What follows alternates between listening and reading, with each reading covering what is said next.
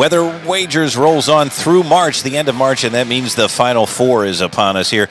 Not only do we have March Madness, but we actually have a variety of topics to talk about, including we are recording this on opening day of Major League Baseball. We have made it. Happy opening day. It is a holiday. It's a little bit weird that perhaps the Phillies are starting so far in the South and not against the divisional opponent. Many years I feel like we've opened up against the Braves, or God forbid the Marlins. But this year it's an AL opponent in the Texas Rangers. Yeah, we're not going fishing this year. We're going down to Texas, and we're going to talk about that and talk about we actually can bring a little bit of weather back today. We can. Because there is a huge storm system that will be affecting parts of the Midwest tomorrow and some baseball this weekend. Indeed. And we're going to get into that, Daniel. Brett Thacker, Dan Tomaso with you. Weather Wagers rolling on, but we want to get right into things here. We're going to talk a little bit about first, as always, you can find us wherever you get your podcasts, and you can also email us, let us know about some things that you may want us to talk about or guests that you may want to hear, weatherwagers@gmail.com, and there we are, Facebook, Twitter, Instagram. You know how to find us by now, and if not, you can look in the, we need to probably start putting that in the notes section of the podcast, and you know where to get us. Just search us. We're always talking about stuff with you, and we've seen you guys watching us on YouTube, and we had a great interview last week with Ray Dittinger, and many folks reached out to us about that. But this week, we do want to start with the NCAA Final Four. I'll tell you what, a lot of people, I saw the buzz this week was that the ratings will be down.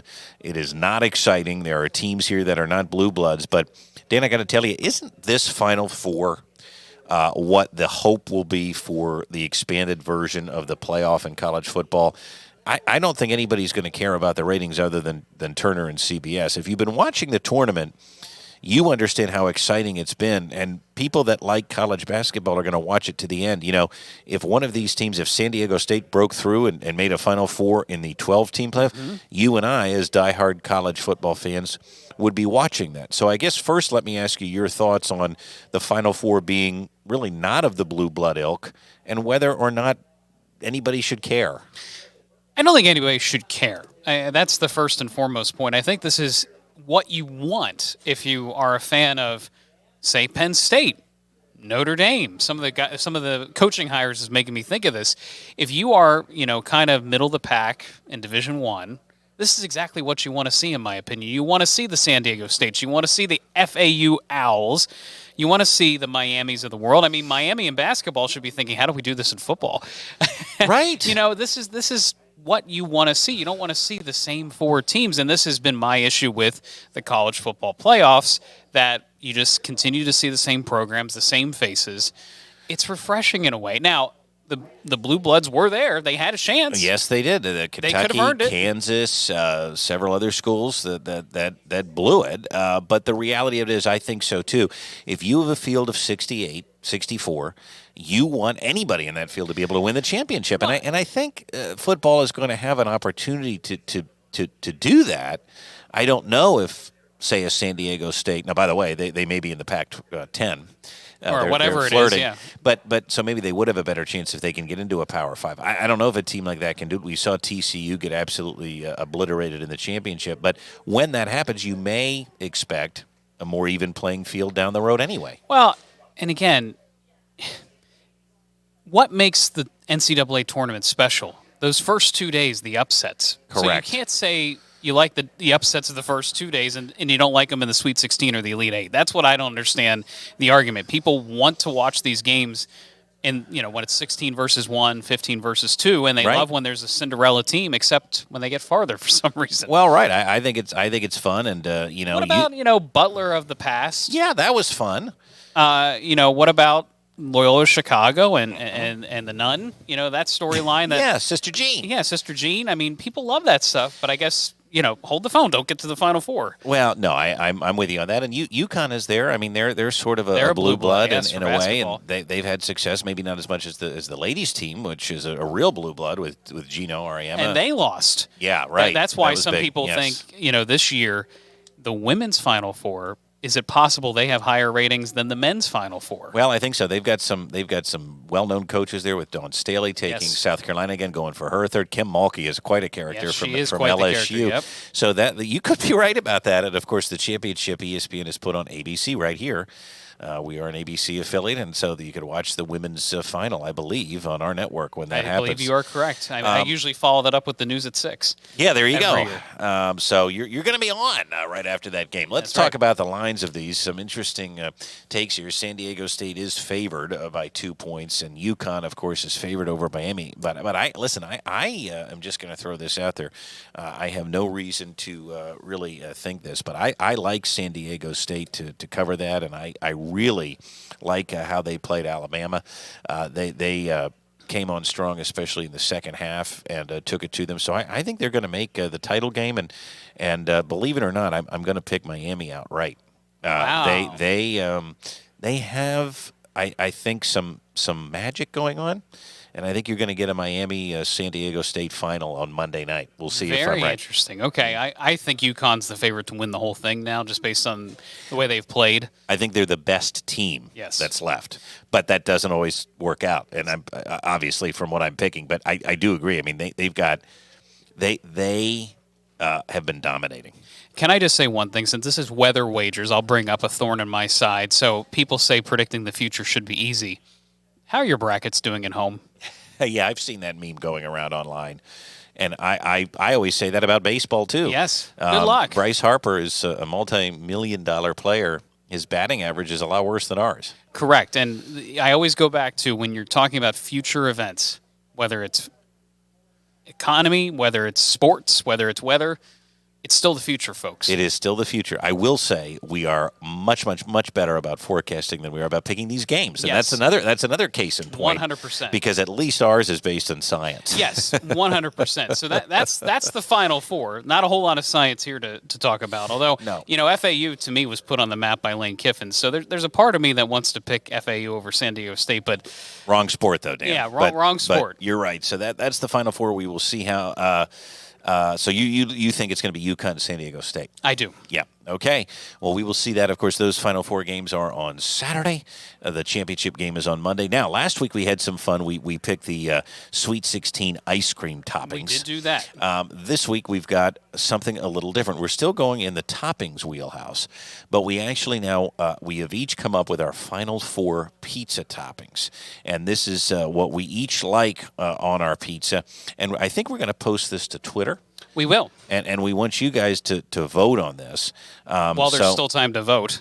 Well, there's still time to vote. Yeah, because are they taking that away? Right? Supposedly Yeah. they're taking that away unless you and I pony up some cash. Well, I'm not doing that. To keep Twitter alive on the blue check mark world and the verified world for us. So I like Twitter, but I also have a life. So let's go to the pizza toppings, and I'll let you start here. These are our final. These are the best 4 toppings we would want on a pizza. Correct. So for me, you might as well call it a meat lovers with a little bit of extra. I love pepperoni. I'm with you. Now I will say, as I've gotten older, maybe pepperoni's not the best idea in the evenings.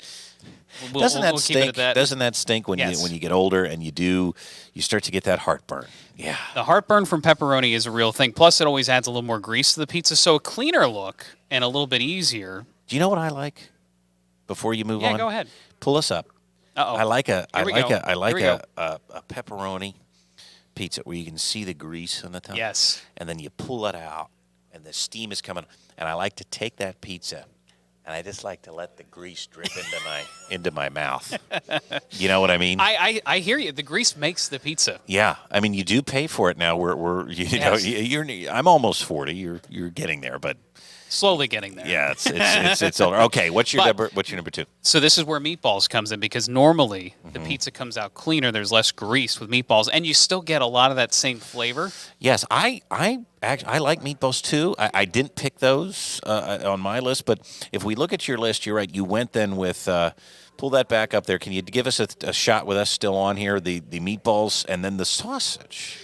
I love Domino's pizza with just sausage on top and cheese, and then dip it in ranch. Oh, it's exquisite. You got to go with the chain here. There are certain types of pizza I go with the chain. Sorry to any local pizza shop owners, but I do love local pizza too. I love a good local pepperoni pizza, or a slice, or a thick slice. But We know several people. I know. That's why I in said and I got to around be careful pizza, here. in and around pizza. Now this number 4. I mean, This is something that started as a kid. This is about as pathetic as FAU busting everybody's brackets. This is a crime. You should be arrested. Well, I'll tell you what. Try it. No, I olives are the devil's playground. Really? Yeah. I don't want anything to do with them. I don't like black or green. They don't belong on a pizza. They're gross. Interesting. Why do you like them? Let me ask you that. I'm not really sure why. Yeah. Because I'm not a big vegetable person to begin with, so I wouldn't stick other vegetables. I don't even know if an olive is a vegetable the more I think about it, but I wouldn't stick anything. Well, it's not. What is it's not a fruit, is it? I believe it is a fruit because it has a seed. It does have a seed, it has a pit. Well, vegetables have seeds, right? Pumpkins and cucumbers. You need to relook at what a fruit and a vegetable is. Really? Yeah. Nah, come on. Hey, we need to bring a nutritionist on the show. I'm going to look. Does broccoli have a seed? Peppers are a fruit because they have seeds. Well, oh God. Tomato is a fruit because it has It seeds. does, yes. But some people say Carrots. it's a vegetable. Yeah, I think. Okay, a pumpkin is a fruit. Yeah, yeah. It's all Man. about the seed, man. David, I think you're right. That's why we keep you around. Hey, I got to be here for something, right? Okay, well, we're going to bring you back on because I want All you to. I want you to pick out some of these too. Okay, so you're going with the black olives now. I'm going And to go. that can be combined with sausage. I like that taster of meatball. Yeah, no, but yeah, if that's your thing, I think any combination there. But again, with ranch. Got to dip in ranch, especially with the sausage pizza. That finishes the look and the feel. I hate ranch. Say what? I hate it. You and I are. If we get together and watch football this fall, we're ordering separate pizzas. Yeah, wow. So Holy cow. we can agree on the pepperoni. That's number one. And if you don't think pepperoni's number one, then what are you doing with your life? Sure. Now bacon is number 2, and I like bacon. But just bacon? Or is it combined? No, listen. I can eat bacon alone. Sometimes I was almost put onion on here, but then you kind of have the breath problem. We've had the bacon onion pizza here during snow days. Yeah, it's good. But then you smell like an onion. That is very true. What I actually have done here is I've created my bracket based on the combinations I like. Okay. I like pepperoni and banana peppers together. Wow. On pizza. That's some heartburn. That is some heartburn. But you know what? Life ain't worth living. That's right. You got to have unless some you have flavor. a little bit of pain. Okay? Bacon and broccoli. There is a local Italian restaurant that I go to. This would be good. That puts bacon and broccoli on the pizza, and it is phenomenal. Broccoli is a vegetable, by the way. Yes, with that I know. So that is maybe my favorite pizza, and I think it's just how they make it at this local Italian place just down the road. Do you like a broccoli and bacon salad, like a broccoli salad you can get in the summertime? No, I don't. Love that. No, that I hate. It's got to be cooked broccoli on pizza. Broccoli, I like broccoli. I don't like a broccoli salad. You have gone too far. Now let's bring in Mr. Shiner quickly because before we move on. But David, if you had to seed or pick those brackets, what 2 toppings are going to be in your championship? Well, there? I have to say I am a big fan of what I like to call the garbage pizza, which is basically taking both of your brackets and throwing it all on a pizza. Okay. You know what? That's a fair statement, and I could probably, and I've eaten that, and I could probably. But that's my personal thing. Well, I could probably get by the olives that way. And then as far as the bacon and broccoli, I like that on a white pizza. In fact, when I go down to the shore, we go to Manco Manco's. That's what I always get is their white pizza with broccoli and bacon, and it is awesome. That is awesome. But, I mean, can't argue. Pepperoni has to be the 1 seed, obviously. But, like, as far as... Can you call up the graphic Let's again? Go back to the graphic. So you want me to pick between the 1 and the 4 and the 2 and the 3? Yeah, give us your top 2. Pepperoni you agree with. What else floats your boat on there? Yeah, I think this would be the 1 versus the 3 seed, so pepperoni versus sausage if we were going bracket versus bracket. Okay. Yeah, and that falls into the meat lovers category. Yep. But I have to say, these are like all of my favorite ingredients for pizza. So you've done well. Okay, and I'm shocked that somebody else liked the broccoli, to be honest, because I thought that would be very unpopular. No, I don't want the broccoli on top of my meat pizza. If it's a supreme or something like that, yes. That bacon works because it's salty. It's just enough. And then, of course, you feel like you're eating healthy because you got a green tree. Yep. Broccoli feels better than peppers if you were going to go with the fruit or vegetable on the pizza This there. this past Friday, I just had a chicken bacon ranch pizza. Very good. You and that ranch. Holy cow! Was it from Domino's? It was not. It was a local place. It was a local Okay. place, and it was personal size. So my wife and I both got our own separate. She likes a good pesto pizza. Oh, I could get behind that. Yeah, so Yeah. she got a pesto pizza. I got the chicken bacon ranch, which she would not touch.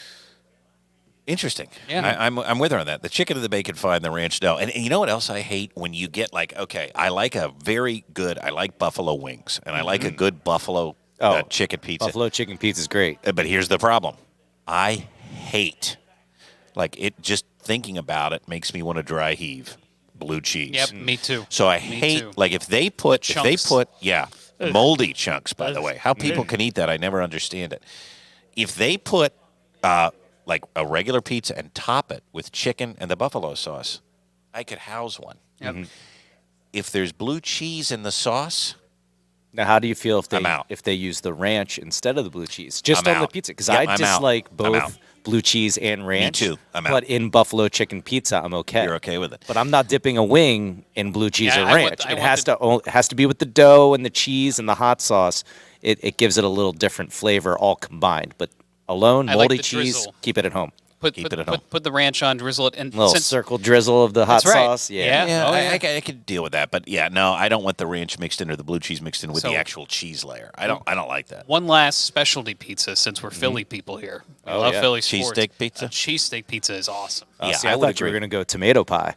I've That's never a whole had nother it. I've Philly never had thing. it. I But know. that's not even like a real pizza 'cause No. it's cold. It's more like a bread, But that's a very niche There used to thing be a in restaurant Philadelphia. here in It Harrisburg, is, and and I never got to have it. I don't care for it. But I do like the cheesesteak pizza. You're Yes. right. It's good, and the peppers on there. Sign me up. Sign me up for that. David, thank you, Yeah, and always. we will direct you and tag you on Twitter as well, so that people can find you. We will post that poll after this, after we're done recording here. Now that we're all hungry. Yeah, now that we're all hungry. Okay, we want to talk about Dan and I here for a second. The Major League opening weekend, and we do have some. It's a holiday. Well, it is. Let's before we do the graphic here, Dan. Just give us a two-shot. I just want to get your thoughts. You know, we've had some guests on here to talk about spring training. We have had, of course, the incredible Phillies run in the fall to the World Series, and here we are now, just a few months later, and it's opening weekend. I'd like your thoughts quickly on the Phillies and in general. Opening weekend, now that it's here, the rule changes are in place. It's a special time of year. It's a very special time of the year, and the Phillies are embarking on a pretty special journey, I think, here, only because the NL East is probably the strongest division in baseball. You have the Mets, you have the Braves, you have the Phillies, all with very talented rosters up and down. Now, some injuries in spring training have changed that for pretty much all three teams, or some demotions to AAA too in some cases. So the division is going to be super interesting. But even if they don't win the division, a lot of the statistical analysis, a lot of the forward-looking folks that do this sort of thing in the analytic world have all three teams making the playoffs again. So the way it all comes together, the narrative of this season is going to be so fun to watch. Do you think that the Braves are a hair better than the Phillies, or do you not think that anymore, given who we were able to sign in the offseason?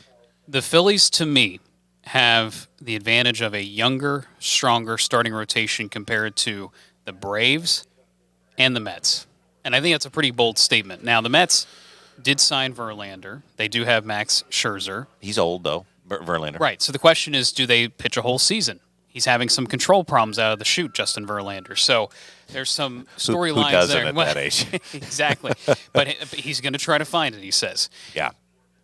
On top of that, they have some issues behind the two of them, whether Cookie Carrasco, who used to be a Philly, by the way, Carlos Carrasco, he's dealing with some pitching issues of his own, whether it's injury or whether it's age-related, hard to say.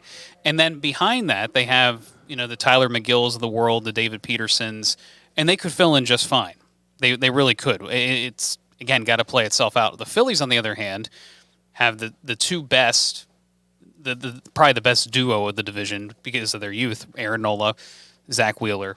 Now, Ranger Suarez is kind of slow playing the start of the season, which I'm fine with. Ramp him up slowly, figure it out. But Taijuan Walker could be a huge addition in the number 4 slot or number 3, depending on how it all kind of shakes out. And then you still got to figure out the 5th spot. But when I say figuring it out, you got a guy in Bailey Falter who has proven to be a decent major league starter.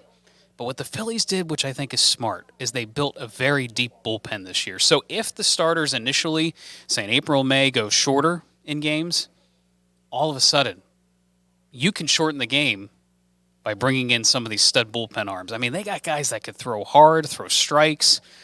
It really could make a huge difference this year. A couple of follow-up things there for you. How exciting is it that Ranger is going to be back and going to be part of that starting lineup, though? It's huge. And I will say this much, that he has had this in the past. He was slow to start last year, and he was fine throughout the course of the year. And one of our best playoff pitchers, to be honest with you. I mean, he stepped up to the moment.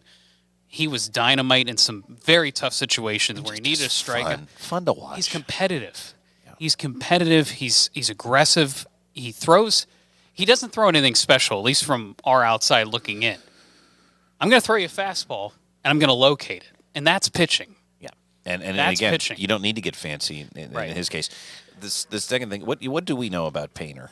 Well, it's still kind of a mystery. I think the only thing we do know is the Phillies were never going to pitch him the entire season. So whether or not this is a moderate injury, a minor injury, they were going to slow play him no matter what. So I still think we see him by midsummer as long as he stays healthy, which, again, you want a fresh arm for the stretch. And finally, on that note, we don't have to worry about it now. But there has been some discussion. I mean, the Phillies have stopped talking to Aaron Nola for now. Yep. Is that concerning to you? No, and this is kind of the way I feel about the Eagles, too. You can't sign everybody. And if the number gets to be at a level that the club is no longer comfortable with, that impacts the rest of your roster. So is this possibly the last year of Aaron Nola? Is this possibly the last year of Rhys Hoskins? Yeah, I think it could be. And I think what you run the danger of, and I think the club knows this, there's a lot of mileage on that arm. He throws a lot of innings every year. He's actually one of the league leaders in innings over the last 6 or 7 years. So do you get a depleted product by the time you sign him? Yeah, it's a good question. And lastly, before we move on and talk about some games, speaking of that, I watch baseball as a fan, and so the Rhys Hoskins injury was devastating. He just seems like a fun guy I'd like to have a beer with. Sure. A hometown guy. Dan thinks more like management. And when I texted Dan the injury, Dan, I'm sorry, I am going to tell the audience what you said. Never liked him. Bye. Good luck. And that was Dan's text back to me. Very brutal, very honest. And your point is, and I understand this too as a fan, as great as Rhys has been and as great as he seems he's had his moments. Yeah, he's had some issues defensively. Yes. And to your point, we are all built for these moments. He won't be forgotten as a Philly if he's not anymore. But somebody else is always waiting in the wings. And he's not a star athlete. I think that's, again, we're so accustomed right now to the Phillies signing everybody, signing them long term. But to me, there's a reason why he wasn't approached for a long-term contract already, or at least there hasn't been word of it. He's just not at that level. He's not at the same level as Bryce Harper, Trey Turner, JT Realmuto. No. He's a nice piece. Yes. He's a complimentary player. And he stepped up in the playoffs. But he goes through cold stretches that remind me of Pat Burrell. Yeah. And it's a shame. It's a shame because when he's hot, he can carry the team, but it may only be 2 weeks in the summer that he's hot for. Well, and let's not forget about some of his defensive woes, too. Correct, and he is kind of a liability there at first. And I think ultimately the plan, and I could be wrong about this, but they've already shown Bryce Harper taking grounders in the infield in spring training. I saw the video. Yep. I ultimately think the plan was either Bryce Harper, as he gets older, phases out to the DH role, or could play first. Interesting. So I think this has been long thought about. Now the process has been accelerated. And do we all forget the job Derek Hall did filling in for Bryce at the DH spot when he had his broken hand? I mean, it was phenomenal. It was phenomenal. He had some punch. And they're similar players, Rhys and Derek Hall. could this be the opportunity Derek Hall's been waiting for? Apparently, Reese went up to him and said, I feel good for you. Well, right, and see, that's why I like him. I do too. Yeah, I think that's a class Well, act. he can come back and move. coach. Yes, and he can come and be on our podcast too when he's ready. So, and there is the Dan I know and love. Okay, it is time for some games of the week. Games of the week. That feels good to hear that again. It does, and of course, not quite football season, but it is opening day of baseball. Now, these games, we want to talk about at least a couple of games every week that we think are going to have some rain impact, and it happens to be Saturday. There is a major low-pressure system moving across the country. You've got some good series this weekend, Dan. Giants, Yankees, you've got the Braves and the Nationals, and the Orioles and the Red Sox. Now, baseball lines are a little wonky. They're totally different from football lines, and I had to post the lines for today. We're recording this on a Thursday. These lines could change a little bit depending on who's pitching, depending on who might be playing, depending on the weather, and depending on the roster. Now, typically you're going to get a 1.5 point line. The Braves are actually 2.5 point favorites versus the Nationals. I think that tells you more about the Nationals than it does about the Braves. The Nationals may lose over 100 games this year. They are bad, which is brutal, and they have some ownership issues. So there was a little bit of talk about this yesterday and the day before. The Lerners may or may not be selling the team immediately because they're not seeing offers, and in the meantime, they're not too interested in investing money in the team. So, sorry, Nationals fans. What about the Orioles and the Red Sox, two clubs that, the Orioles were kind of making a charge late last year. The Red Sox have been down. Where do they stand? So the joke with the Orioles this offseason's been, where's the acquisitions? Because there was a statement made by their general manager and to some extent ownership that they're ready to win now. They're ready to, they're more in a win now mode. And yet they sat out most of free agency. One of their biggest free agents is a former Philly, which a lot of Philadelphia fans grew tired of, in the name of Kyle Gibson. So that kind of shows you the winner Orioles had. And on top of that, too, Grayson Rodriguez, their big prospect pitcher, didn't make the team out of camp. Jeez. So, hello. There could be some issues in Birdland in Baltimore, but the Red Sox also have their fair share of issues, and people are fed up with their front office because they're playing baseball on the cheap, it seems like, kind of like it was with the Phillies and Matt Klentak. So there's some issues with both teams, and those division games are always fun. The Red Sox, cold start to April always up there in New England. So, playing in Fenway is a special thing, but early in the spring it can be brutal. Yes. Now, so we would encourage you to check your favorite sports book with the updated lines going into the weekend. But the one thing we can add to that is this forecast. Walk us through. There is a major mid-latitude cyclone coming through Friday and Saturday. Now, for those of us, the Phillies play in Texas, not a concern with the weather. Thursday and Saturday. But as we move into the weekend, there's going to be a significant impact, not just across the sports world, but we expect a severe weather outbreak tomorrow from really Iowa all the way down into Arkansas and eastward into the Ohio and Tennessee valleys. This is a potent front. It's a shame. It looks like the severe weather season is going to start off with a bang, and this might not only be the only round coming up. Next week there's a possible another round. So I always say this. When we get a warm-up, whether it's the fall or the spring, usually a big front follows.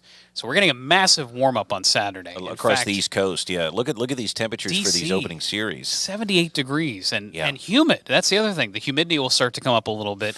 New York City near 70 degrees. Boston near 63. I just told you some of the doldrums of playing in Fenway in the spring. But the issue is, again, timing this rain, and it looks like there will be at least one or two morning rounds of rain or thunderstorm Saturday, plus the afternoon round of the trailing cold front. So timing these games is going to be tough. It will. Do we? I mean, essentially these games are all slated to start around 4 p.m. Walk us through this hour by hour, because I have a feeling that some of them may just be postponed. I have a feeling some of them will just be postponed. So here's the latest in terms of the future radar and the cloud cover. So the issue is the thunderstorms develop to the west during the day Friday. They make their way across the Great Lakes and the Ohio Valley heading into Saturday morning. But this is early Saturday morning before sunrise. Then there could even be additional rain through the morning before some clearing. And notice where the rain is getting heaviest: New York, Boston. Yes. Not as much in D.C., but still could be a line thundering. there, though. Yes. Mm-hmm. Now, there's some clearing.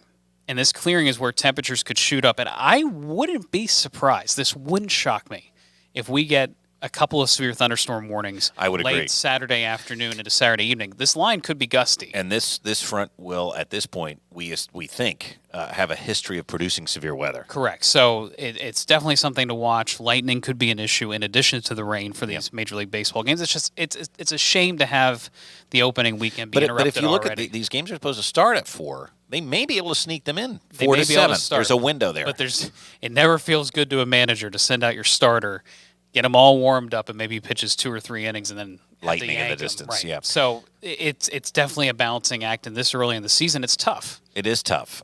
So again, there are some games that we feel could be impacted on Friday and especially Saturday. Those 3 that we talked about there. So keep an eye on that. Keep an eye on the lines with the rosters and the lineups coming out each day. Again, baseball a little different in how they do the lines than football. Last question on baseball. Opening day is a special time, and I remember it means spring to me. It means kind of a new beginning, new life, a new hope for the season. I remember always watching the Phillies with my grandmother, who her dad was a big Phillies fan and would always listen to them on the radio. She became a Braves fan because they were always on TBS. Remember those days? Accessibility, yes, I do. And so it makes me think about my grandparents. That was my dad's side, and then my mom's side. They were big Phillies fans. I would spend summers there watching the Phillies and having an ice cream cone and being with my grandparents and watching the game. My dad was a huge baseball fan, especially before the strike, and it just meant summer. It meant staying up late and watching games. Exactly. It reminds me of warmth. It reminds me of sunshine. Whether I'm checking scores on my phone or getting it on the radio, I can still, hear the Astrovan radio coming back from the beach, the crackling of the radio, trying to get the next AM station that we were close to get it on the way back. I remember that. I remember my grandfather, who was a Harrisburg senator. We used to watch baseball games together, and he would stay up late, and we'd catch up the next morning about it because I had to be at school, so I didn't always see the end of the game. Sometimes I would miss Jose Mesa time at the end of the Phillies games back in the day, and I'd always be upset because I wanted to see Jose Mesa. What's he up to? What's he doing? Good memories, and we start another season, and will we be here talking about Phillies baseball in October? That's the question. I really think so. I think they have something special. I think whatever this mix is of Rob Thompson, Bryce Harper, keep in mind, Bryce Harper is recruiting guys to play here. There's an energy about this team that is fun. And I think Trey Turner is going to wow a lot of people. I think it's going to be a very fun season to watch how that comes together. Well, I can't wait, and we're going to be watching the couple of games with the Texans here. Before you mentioned ice cream and the Philadelphia Phillies. Oh, yes. We can't leave this segment without mentioning this. So this was something we brought up last week because we were doing our Sweet 16 ice cream toppings. I'm glad you pointed this out. And graham crackers was a topping. So you had mentioned that you liked the Phillies Grand Slam Turkey Hill ice cream. Yep. And not that our podcast wants to take credit for this, and certainly we don't ever want to take credit for the weather unless it's good. But we will. created a wave. We will. We created a wave. We created a groundswell. Yeah, groundswell, if you What will. did I text you this week? You want to tell everybody? Yeah, so Turkey Hill, and you can find evidence of this on their Instagram, and I believe also on Twitter. I saw it too. The Grand Slam is coming back. It's There you coming go. back. And it says all-time favorite on the box. Yes, they know they sell a lot of They're this. Wix Wagers listeners, maybe a little butterfly effect. Maybe, here. Flap your wings, and the next thing happens. Get our logo on the box there. Now, speaking of logos, the internet is always ripe with people that don't like things. Everyone noticed in the promo graphic, there's no mention of the Phillies. Now, I don't know if this is because Turkey Hill has expanded their reach and maybe, it's no longer just a Phillies ice cream. Yeah. But, folks, if it's the same ice cream, Who cares? we can all live. Yeah. We know maybe where it maybe started. maybe there's a copyright issue too. There could be. Maybe they didn't partner with the team. Yeah. Now, Needs that logo. the other thing that's funny. and Like the one up here. That's what I'm Right, saying. right. The other thing that's funny to me is the Eagles had a specialty ice cream. It was called Eagles Touchdown Sundae, and it had little chocolate footballs in it. So now people want to see that come back. So now the Grand Slam is back. People also want the Eagles Sundae Don't back. get greedy, folks. I'm telling you, we have what we asked. We asked, and it came back. That's all I'm going to say, and we're excited about it. The other thing, seeing Mr. Shiner's old school P there, the Yingling cans. that have the Phillies P are also back. I saw people tweeting the about red it aluminum. yesterday. So it's definitely baseball season. And you know that I have memories of my grandmother eating a bowl of ice cream and following it with a cold one. Really? Yes. So I'm ready for summer. Okay. And why not? That is good stuff. So again, gentlemen, we'll take the credit. We may not have earned it, but that doesn't stop us. Hey, it all sounds good. It sounds like a good story. It does. Okay, now Dan and I each have a story that caught our attention this week, and I'm going to start with Dan because this involves NIL, Jay Paterno, and we should also mention very quickly too that a lot of this came up because Micah Shrewsbury left. Yes. Penn State has found its man, and he's VCU's coach. Yes. So, where do I even start with this? A lot of people were upset how long it took to get this guy in. To me, it was exactly what the process should be. It wasn't that long, Micah right? Shrewsbury left. Mm-hmm. There was some initial reporting this weekend that this VCU coach was going to be the guy. He has local ties to the region, Lebanon Valley College. He was on the 1994 national championship team for LVC. He recruits supposedly more this big city athleticism. And some people are kind of comparing that to Pat Chambers. But what also happened in between with this coaching search is that a lot of the recruiting class left. So the cupboard's kind of bare right now for Penn State's recruiting class. So now Mike Rhodes is going to have to hit the road. Mike Rhodes could be bringing some of his kids north from Virginia Commonwealth to the other Commonwealth. Yes. So that'll be very interesting. So it's kind of like a subplot within the larger plot that now that he's here, and it's been officially announced, and the Board of Trustees announced the contract. Everything is official. Now the question is, what does his team look like? Can they make a run? And this may surprise some people. The first year of his contract, so it's about $3 million per year annually for his salary. His buyout is higher than James Franklin because what they want to avoid is what just happened with Micah Shrewsbury. They don't want him bolting after 1 year of success. No, I think it's like $15 million. So $15 million. That is impressive. And so the board's not messing around. They made a commitment to basketball, and everyone that wants to criticize them, hold on a second. Right. Like, let's see how this goes. You just got to hope that Rhodes is the real deal. But at least he's local and he knows the state. He knows the area. Let's give him a chance. But the bigger subtext here is always this NIL. Is Penn State doing enough? And we feel like the football is okay on that front. And then, of course, everybody was like, well, yeah, but what about the basketball? I mean, why is this happening? Shrewsbury had some comments about NIL. We're not where we need to be. So this sort of created a brouhaha. It did, and Jay Paterno got involved with this. So this goes back to our Mark Wogenrich interview where Jay Paterno also got quoted, and some people didn't like what he had to say then. And again, it was kind of taken out of context. But let me read you Jay Paterno's tweet. So this goes back to the 25th of March, 8:30 in the morning. Fact. Dedicated Penn State fans / community and Success with Honor, which is the NIL collective, met every basketball NIL request. So according to Jay Paterno, there wasn't an NIL problem with men's basketball. The latest increase exceeded in just 2 days. That's how Penn State alumni responded. Those spreading any counter-narrative only hurt the program's coaching search and future. So he's saying, don't believe what you hear. Yeah, everything's good. We're getting the money. Well, Michael Mowdy, who you may recognize that name, former linebacker for Penn State, great linebacker, mind you, too, responds to this tweet and says, fact number one, the response from dedicated alumni is the result of you and your cronies' definition of meeting every basketball's NIL request. How can you continue to spit this garbage? You continue to undermine the progress and efforts being made to genuinely align and unify Penn State. Wow. That's a shot right there. That is a shot. Penn State alums and Go PSU sports community deserve the best. We all need hands on deck, not a few guys brokering behind closed doors using words without deeds. Your input on this matter is toxic, and your relevancy has expired in this era of collegiate athletics. Fact number two, you voted against football on BOT. Please remind why you are even in this conversation. We need alignment, not rhetoric about counter-narratives. Go to Capitol Hill with that slander. Let those who intend on actually unifying PSU community advance so we can thrive. So there's some splits This still. is a very, very strong response to that tweet. Whether or not you believe it or not, it's hard to know. You clearly have somebody associated with the university, an alumni, saying, Jay, that's not right. Right. And again, you're right that the voting down on some of the football expansion things was taken out of context.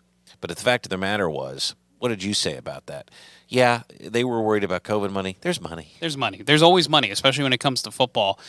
And listen, will Penn State ever be a basketball program that's reputable amongst some of the greats? Probably not.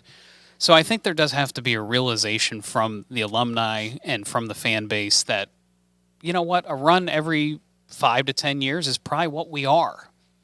Well, and maybe there is a coach that could bring us a little bit more forward. And Perhaps. maybe Mike Rhodes is the guy. He's had some success.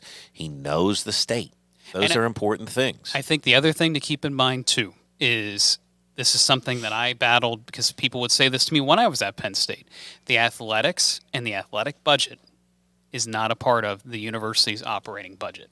And people get upset about, money for coaches and money for programs. They are two separate things. Yeah. And Mark Wogenrich broke that down for us very nicely. He did. Do you think that this is going to lead? I mean, I don't think Jay responded to that. No. Where do you see this going?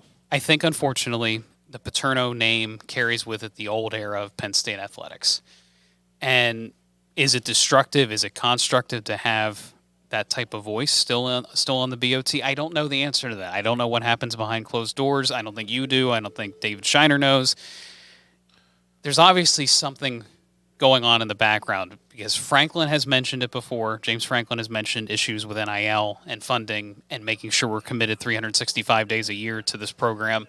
Clearly, Micah Shrewsbury had some thoughts. So there has to be something that isn't quite right. Even though Jay says they've met every goal. Right. But is that all in the eye of the beholder? Or are they asking for things that he feels are unrealistic? I don't know. These are good questions, and your point with all of this is that there is still a rift there, and that really does need to be fixed if we want not only basketball but football, too, to get into this new era. Well, and let's also be frank. It's not like Penn State athletics is suffering right now. Not at all. Not at all. I get that everybody wants to be perfect and make these national runs, but they're doing pretty well for themselves. They are, and for those of you that want more information about VCU head coach Mike Rhodes and how he's now a Nittany Lion, our sports team has a great write-up on our website, abc27.com. You can catch it there, and they introduce us to him and talk about some of the things at his opening press conference that was this week and more. And I know they're hoping to score an interview with him, so you got to stay tuned for that. Well, and listen, the other thing to keep in mind is he's had success at VCU. He has a longer track record than Micah Shrewsbury as a head coach. So people should be excited. I'm seeing, it's kind of a vanilla hire. Give it time. Give it time. And by the way, did anyone know FDU's coach before this year? Exactly. Did anyone know about Butler? I brought up earlier when they went on their run, I think now about 10 years ago. Yep, correct. Just give it time. See what happens. Okay, we'll close out now with the story that I noticed this week. Yeah, I want to know what this is all about. Okay, put us full screen there because I want your reaction. Let people see your face here. This is interesting. We're going back now to our kind of the sport we focus on the most here. It's one that you and I love, and that is college football, and there's always something exciting going on. So I stumbled upon this story. Now, the press conference, a lot of coaches have been having press conferences this week. I know Nick Saban's been talking to the media. Penn State not only just recently had a pro day, but James Franklin. When they start spring football, they start spring football, they talk to the media. So Jimbo Fisher had a press conference, and the press conference itself was a little bit bizarre. With Jimbo? Yeah, exactly. Does that ever happen? So I was reading an article in The Athletic by Sam Kahn Jr. He covers Texas A&M, and the article is titled "Jimbo Fisher, Bobby Petrino, and the Awkward Opening of Texas A&M's Fascinating Experiment." Okay? And you've been teasing this. Let's also back up for a second. You've been teasing this since the hire was made, that you were interested to see how this was all going to go. Well, I think it is probably a top 3 story to watch this year in college football. Maybe the top story. We think Georgia's going to be good. They'll probably be favored to win the national title. I am excited to see Penn State, new quarterback Drew Aller, but I'm going to be keeping an eye on Aggieland very, very closely because you've got Bobby Petrino roaring into town on the Harley, okay? And you've got Jimbo, who just didn't look like he was having very much fun last year. To say the least. You combine all of that with, you want to talk about money. Okay, first of all, Jimbo Fisher is making a ton of money every single year. More than James Franklin. He had, what was his contract? It was like $100 million for 10 years. Basically a lifetime contract. And they have oil money there. And it's everything's bigger in Texas, okay?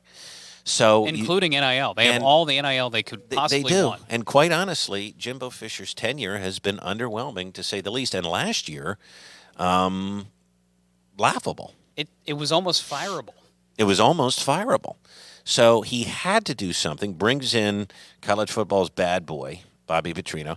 Let me just look at the start of this article here. Again, Sam Conn Jr. in The Athletic. And for those of you who don't know, Bobby Petrino is a very controversial figurehead of college football. He is entertaining, to say the least, but he's made some pretty dumb mistakes, too. Yeah, and he got fired from Arkansas, where he was the head coach. He had them in the top 10 every year because he crashed his motorcycle with his mistress. So that was something that people still talk about. And, he also just... He's had some conflicts with his personal life and personality. Correct. But again, who hasn't? Urban Meyer, others. They're still good coaches. But if you noticed, Urban Meyer hasn't gotten another gig yet. So. Well, but he was back on television. He was. So, he was. So Sam Conn Jr. writes, before the first question of his first spring practice news conference could be completed, Texas A&M coach Jimbo Fisher shook his head dismissively and interjected, with the question being, Jimbo, how much difference will there be in the offense and how much? Well, we ain't worried about it. We ain't worried about it. We ain't worried about it. Here's what we're doing. And he started to go into, I think I heard the word fundamentals a lot in this press conference. He cut off every reporter that asked a question, Yeah. It just wouldn't let him finish the question. We're going to go back to fundamentals. We got to do what works. And then at one point there was a reporter that asked him who was going to be calling the plays. And Jimbo, it took him a while. He said, we're going to work on it. We're going to work it out. Those are things we're going to decide down the road. We're going to work it. And then finally he said, I don't mind him doing it. And it was at the very end of the response. And so I guess interesting. What has me so intrigued here, thank you, is that you had a jumpy Jimbo, okay, at the press conference. You had him cutting off reporters. You had him saying they had to go back to the fundamentals. Now, first thing, you don't bring in Bobby Petrino on his motorcycle to teach fundamentals, do you? That's not why you're bringing him in there. I smell a smoke screen. Don't you? Well, yeah, no, absolutely here. But I'm trying to get to the bottom of it. He's not bringing in Bobby to do fundamentals. He's bringing in Bobby to run an offense. To run and gun, baby. Now, he did say it. So, if you're a fan, that's good. But it took him a while to get there. How much dysfunction do you see happening on this team? Or can they actually work it out? I think they could work it out because they both need each other. That's the thing. I mean, Bobby is a reclamation project, similar to what Mr. Nick Saban does down there in Tuscaloosa. But at the same time, Jimbo needs to right the ship or he's out. Yeah, and he's getting paid a hefty amount of money to bring in championships. And the media's been all over him. So that's most likely why he's jumpy. He doesn't want to talk to them. He doesn't want to deal with it. Doesn't want to tip his hand on anything. So he's cutting everybody off. But you know what, Jimbo? That's your job. And he's been known for weird press conferences. There's a quote I often hear. We're going to play offense, defense, special teams. We're going to improve in all three phases. And it just goes through the same exact thing over and over again. It's generic garbage. Let me ask you this, though. If you're a fan of Texas A&M or you're somebody that thinks they are going to be better or you're picking them to compete, does that press conference give you confidence? Listen, to me, it's all about talent on the field in the SEC. If you have the talent, there's already dysfunctional teams out there that compete. Yeah, but I disagree. That's the point, Dan. They had the talent last year. Did they? Yeah, they did. They finished top 5 the year before. That was his best finish, by the way. Yes. They had everybody coming back. He had the number 1 recruiting class or number 2 or something like that. And they go into last year with these high expectations. They fall flat on their face. And that's the issue. Remember, this all started by Saban accusing Jimbo of buying all of his players. A lot of They NIL. had the talent. What they didn't have was an offense. offense. And cohesion. Yeah. Cohesion. There was no rowing the boat. I think they have the talent to compete. The issue is, does Jimbo understand that his offense was the problem? That's the issue. Can he actually hand over the reins to Bobby Petrino? It sounds like it's happening. Does it, though? That's my point. According to this press conference, I don't I'm not mind sure if he's it does. doing it. I'm not sure it sounds that way. I just think he is a prideful person. He's on edge, and it sounds like Bobby's there to right the ship. Well, first of all, writing anything for Bobby is going to be tough. He couldn't write his motorcycle. I don't know that he could write this ship. He still is a good coach, but if you have Jimbo Fisher being Jumpy in the background, how are you going to get everything done? And again, if Bobby Petrino on game day is looking over the play menu and wants to pick a A12, and Jimbo says no, we're going C13. I mean, I foresee potential disaster. Oh, I do too. I mean, it's going to be a great soap opera because, again, Bingo. Are they going to compete with LSU? Are they going to compete with Georgia? Are they going to compete with Alabama? And I say no. Yeah, these two are either going to be at each other's throats, or they are going to ride a bicycle built for two to the SEC West title. And just you wait. If Yeah. this goes up in flames, the next thing we'll be hearing is James Franklin to Texas A&M. You're calling right. it now. You're right. We will start that, and the agents will be having a feeding frenzy. Jimmy Sexton, again. he'll be circling. Yes, again.